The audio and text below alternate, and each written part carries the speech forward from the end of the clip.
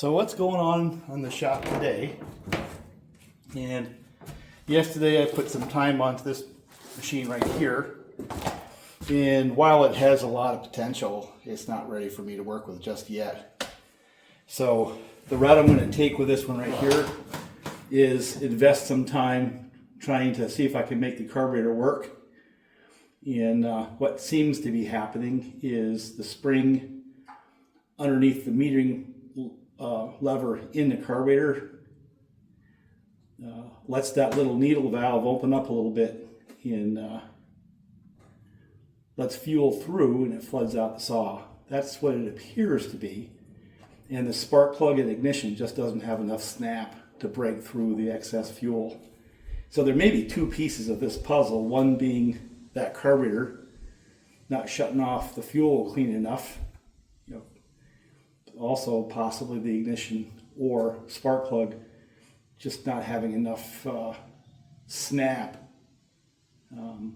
where typically another ignition system might be able to blow through it. So I've got two issues, and what I'm hoping is it's a carburation issue because I don't want to deal with an ignition issue.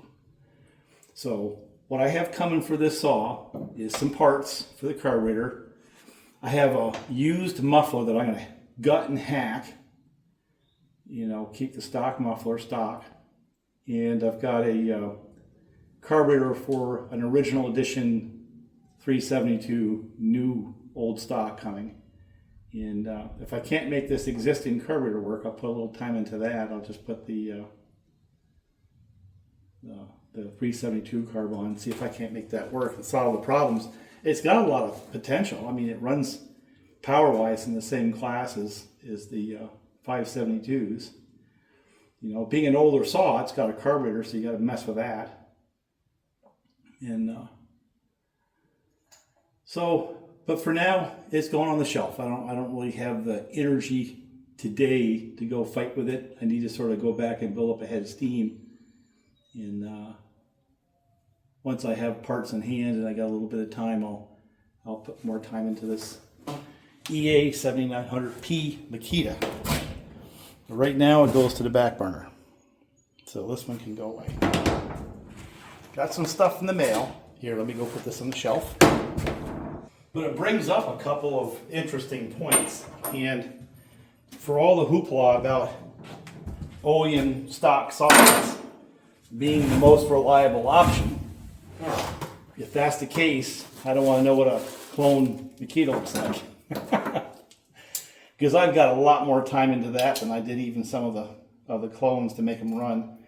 I mean, I had other issues with clones like seals for, the tank caps and soft metal and bar studs, stuff like that, But even with the clones, the real fundamental issues about making them run were things that were fairly easy to solve with the parts that came with the saw.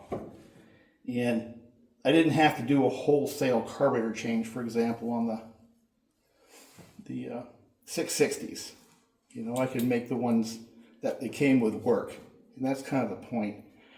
So I'm going to yet again try to do that with the Makita, using some simple parts, and hopefully I will be able to accomplish that without having to go through a complete carburetor change. And it won't hurt my feelings buying an extra carburetor because it'll get used. I mean, I'll get back to 372 someday. I just don't know when. So that's one project. And it now is officially a project saw because there's no way in hell I can run it the way it is other than at get-togethers and stuff like that. The guy that knows him that's around here has got so much more power than I have. He can probably snap it over fast enough that no matter what's going on with the ignition, it's still going to fire. Got something else in the mail.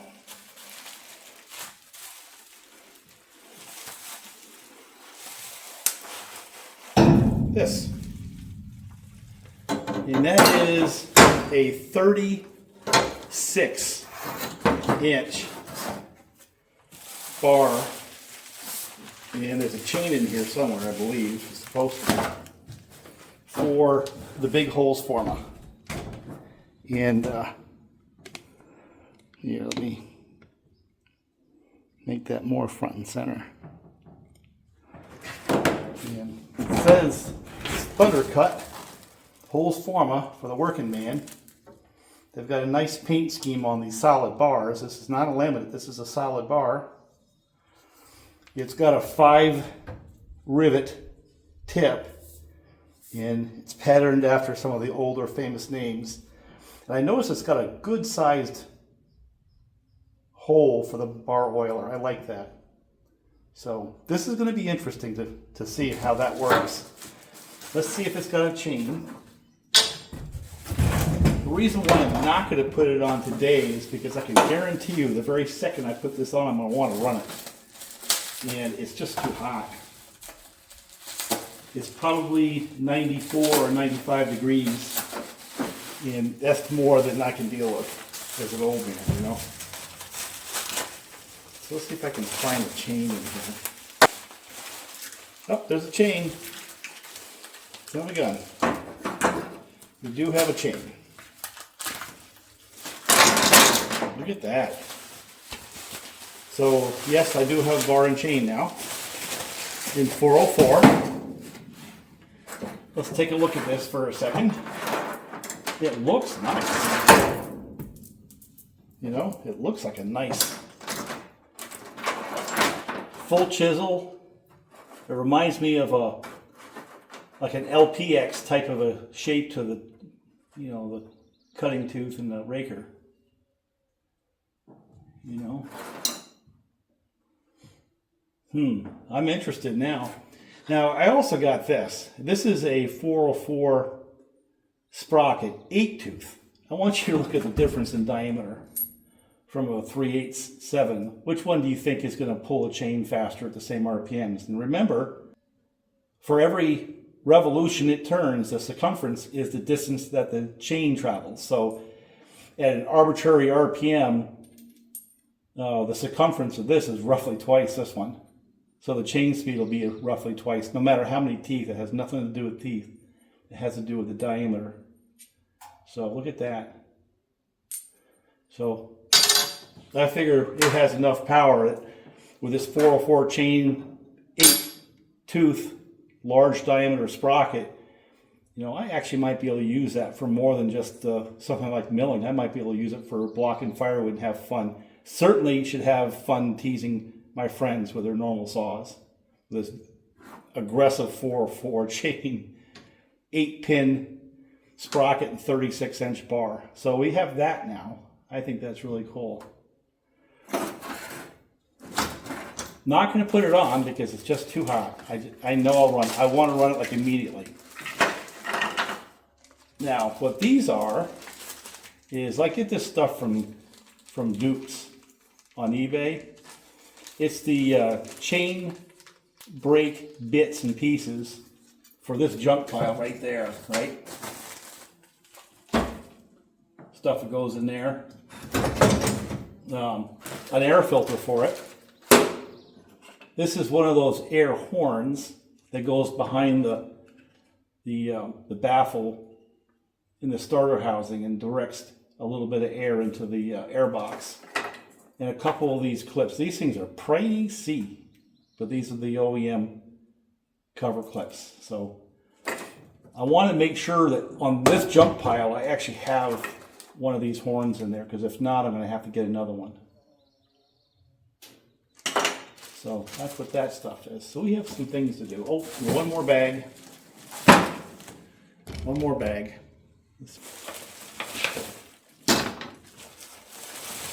Got a couple of these, and these are for the 572.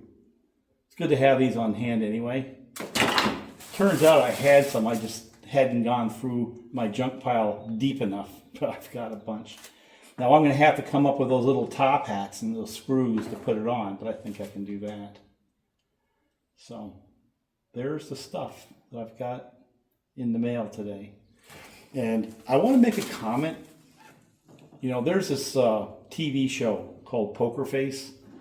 And you may or may not have seen it. It's kind of like Columbo with a female. And the magic that the lady has who's the so-called star of the show is she knows if a person's telling the truth. So her famous line is bullshit. I'll probably have to cut that out of the video. So as they go through their different episodes, she uses that particular skill to ferret out the bad guys, what the name, the premise of the show is. Well, after a whole bunch of years of doing this,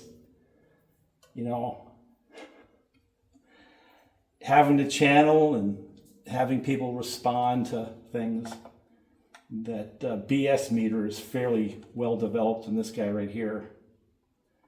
And the reason why I kind of bring that up is I watched the commentary on some of the saws that I do reviews on. And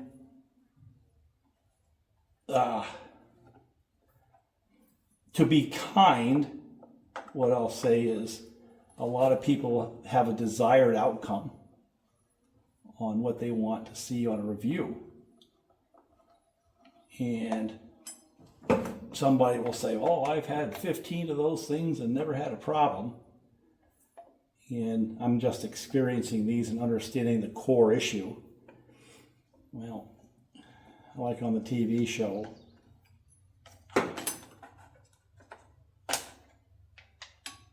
I call BS. Yeah, look at that. See, I need to put one of those in here. So I need to get another one of these.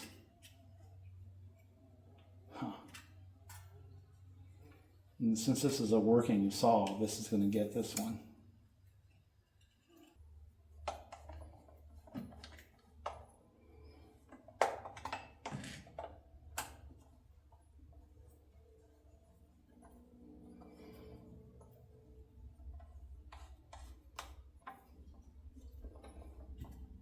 It wouldn't surprise me if I got one of those laying around here somewhere.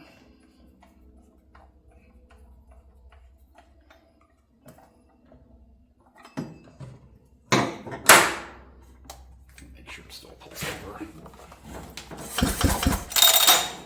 That's turned into a nice Ren saw. And it's all stock, totally stock. There's nothing special about this saw at all.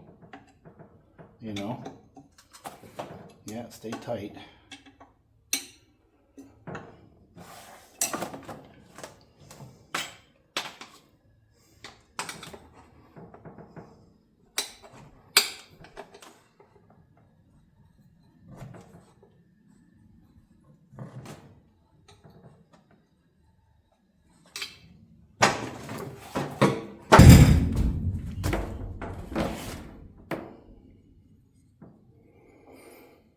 So after a rather extensive dive into the junk pile, I found some more stuff. And I've come to the conclusion that the only things I need at this point on this saw are the metal shield that goes there, a side cover of which I do have somewhere, I'm sure, one of those air horns on the other side, and I'll bet a better one of these. And I've got everything else required. And I might even be able to have enough to fire it off today if I scramble a little bit. So what I think I'll do is, instead of wasting camera time, is let me see if I can get some grease on this and stick together at least a chain brake drum. And so when the clutch starts flying apart, it doesn't eat up the band and make a mess of the case. Get the chain brake handle on and see if I can make it run. And that'll be a nice positive finish to this video. And it's such a hot day. I would put the big bar and chain on the big hose for it. It's just too hot because I'll have to run it. And I don't want to run it today. It's too hot. So let me go find some grease and I'll finish. Well, I cobbed together something. I don't have that steel plate back there, so I'm not going to run it for long, but I need a chain on there to give a little resistance to the clutch. So let's see if we can make this work just to get it to fire up, and then I'll put it back up on my shelf, and when the rest of the pieces come in, the steel guard there, better one of these, and then the horn on the back side there, I think I'll run this saw. And then this is a true junk pile, but the bottom end on this one is actually very solid. And if it runs good enough, maybe I'll reward it with a new top end, right? This is a 372 color. It'll do for now, just to get the thing running. That's all I want. We're not going to go cut any wood with it. That wouldn't be too smart. You know? And I just remember I had a cover for 572 around here.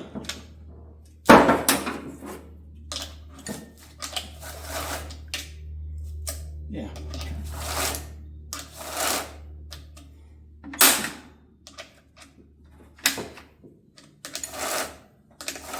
All right, let's see if it'll start. I'm going to put the cover on it so it gets cooled. Make sure there's some gas and oil in this thing.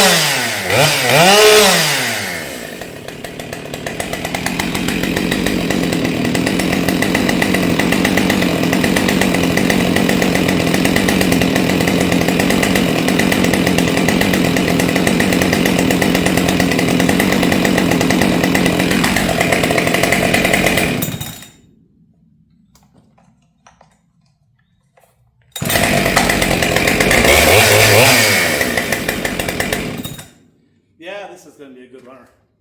You get that feeling. And even though it has really old parts, it's not a rattler. So I think I'm just going to leave it like that for now and put it up on the shelf and hope I remember.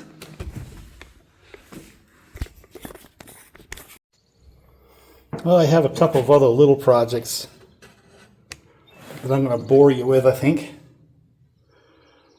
And one of them is to separate this axe head from the handle.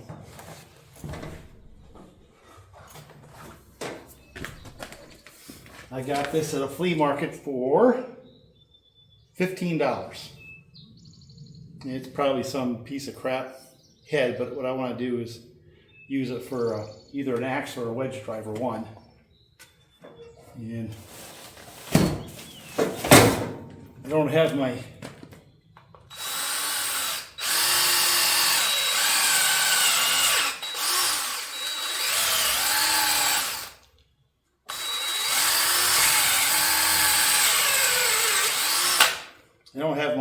vise, so I'm going to have to be creative. We'll get my vise, just a matter of time. It's just right now what I've got is a drill and another axe.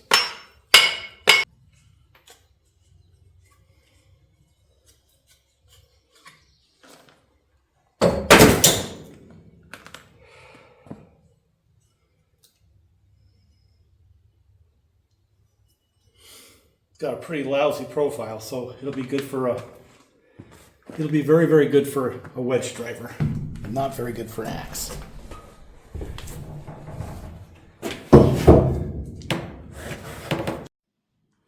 I used a knife to whittle at it. I got it most of the way in, but it just depends on how aggressively I want to hammer on it.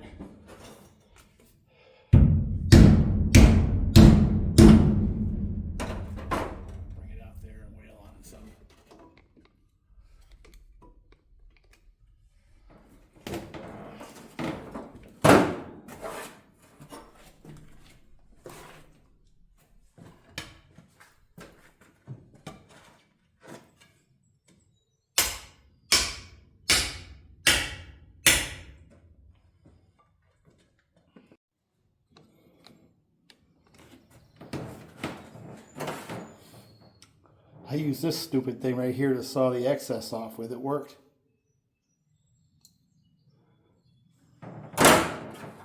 One more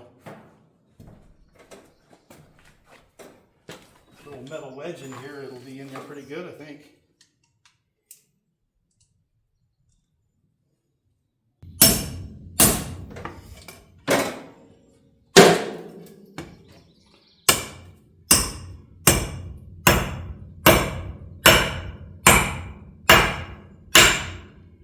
It's in there. I'm going to sand that down and sharpen that up a little bit and have an axe, a wedge driver. So that's another little task down.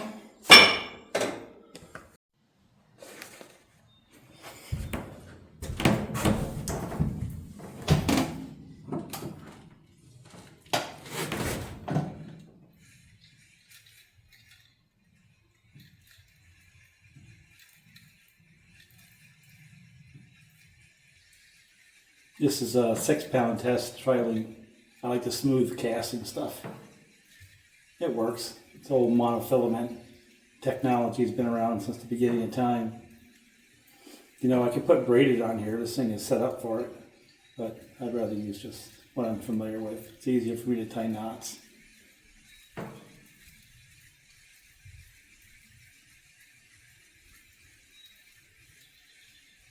Now, Lew's has the reels made by the same people who make the Chinese pen reels. If you look at the body and the handle and stuff like that, it'll look very much like the pens of the same price range and size. I've had good luck with these.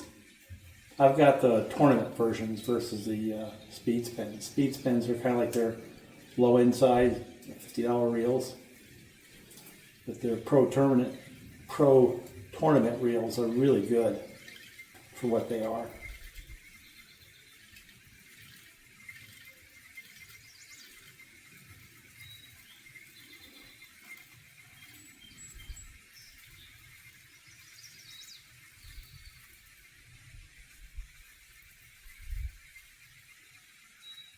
Now I like these because they've got a 6-point-something to 1 ratio. What's it say on it?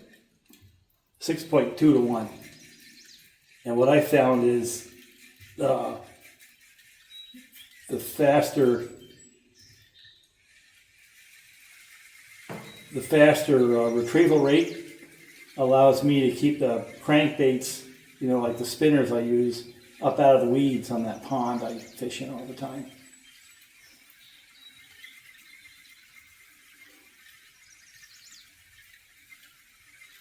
Also, since I have most of my hooks kind of debarbed, having that faster retrieval rate helps me keep that thing in, you know, stuck in the head of the fish in their mouth.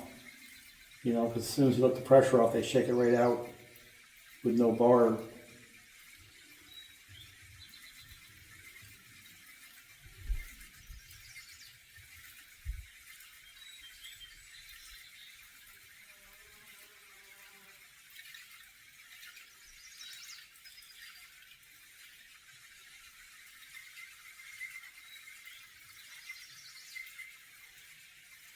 Funny, I didn't fish for years and years and years, and a couple of years back I had a rather serious injury where I had, actually I had two. The first one was I had a wire shot to my arm, and it threaded up the tendon into one of the nerves. I got a scar right there where it shot right in, and part of my rehab was they wanted me to do this with my hand, so I started fishing again. I think that was quite a ways back. It was about, I want to say 2011 time frame. And then, so I kind of got back to fishing a little bit just because this is exactly what I needed. Then I had another serious injury where I basically tore the pectoral muscle completely in half at the connective tissue junction between the muscle. So there was like a little piece of cartilage on the bone that was completely torn. The muscle with a hamburger somewhere sucked back into my chest. It was a brutal injury. And same thing as I had to do rehab on my arm, and fishing was my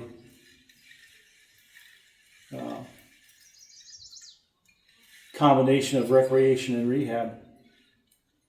That was 2013, I think. So anyway.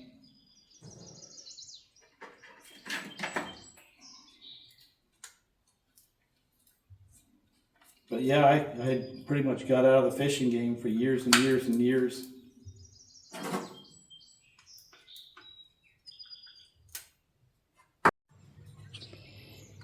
All right, let's see if we can catch a fish with that one rod. I've got the $15 ultralight. I've got a couple of the other ones I got from up in Messina, New York, at the thrift shop up there.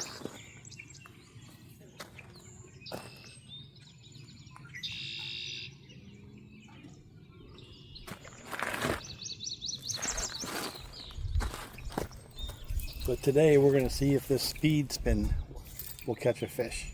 Of course, I've been saying it for years and years and years. It's not about the rod and the reel that much as it is about the bait. And it's really not fair. This Vibrix I've got right here, if you don't catch a fish, they just aren't biting.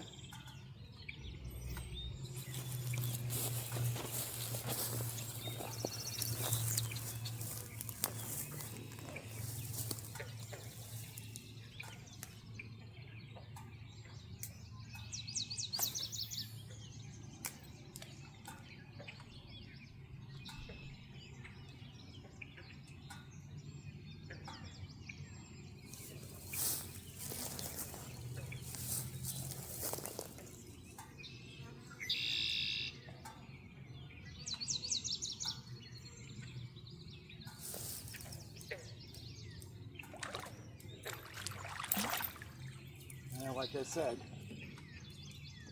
so I guess the rod and reel works, right?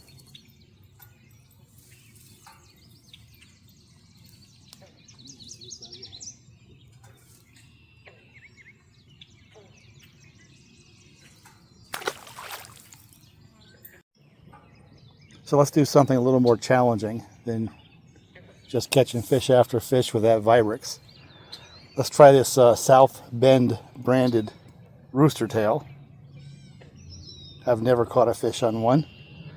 And then this rod and reel is a South Bend ultralight I got for 15 bucks. It's that cold steel. Now I actually caught a nice sized fish on this before. Maybe I'll repost that. It was a nice bass, but I threw it back in because I suspected it was a spawning female. Now the issue I have with these little ones like this is you don't get a lot of speed. It takes a lot of cranking awful fast to get this thing to move. And if it goes too slow, it gets down the weeds.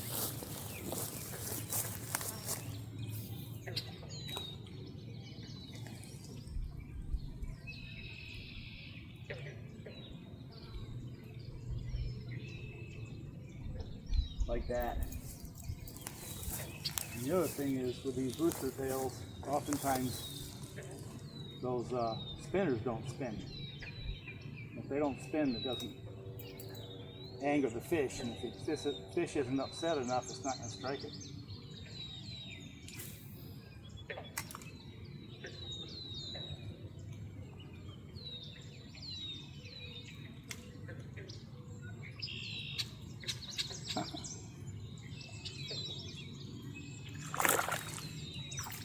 Well, got another one.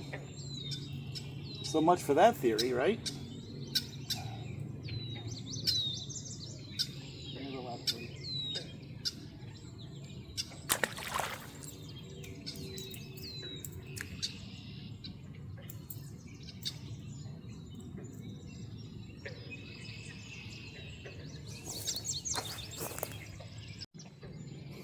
Let's go back to the Vibrix.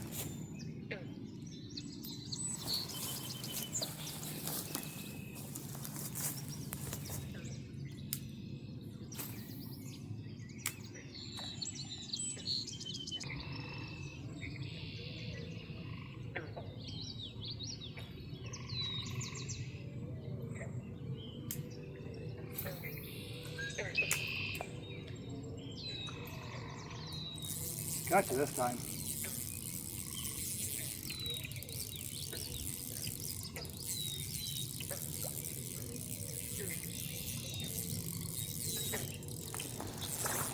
Yeah, I got him.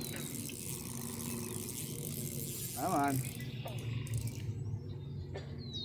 Whoa. Boy, I hope it's not a turtle.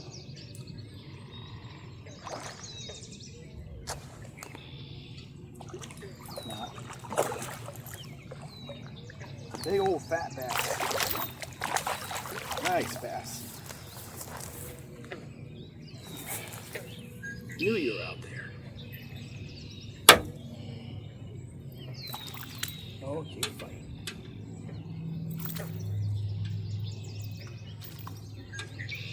This guy.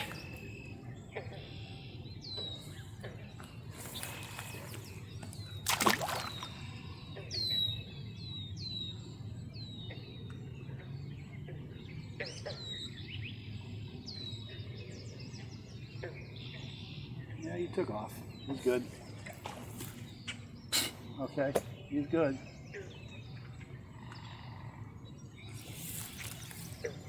All right, that's enough.